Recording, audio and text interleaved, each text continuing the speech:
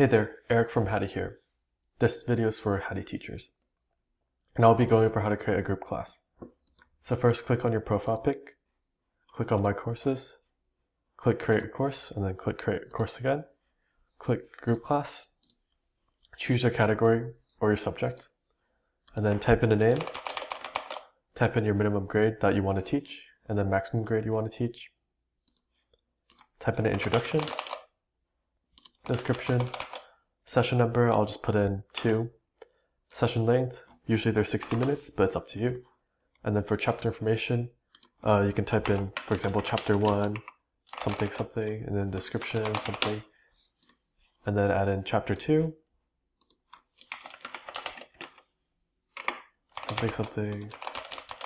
And then something to note is, for example, if I make it 3 sessions and I have 2 chapters, if I click submit for review, it will say the number of chapters must be the same as the session number.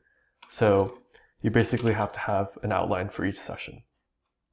And then click submit for review, and done. And then now, the course I just created will be pending for review.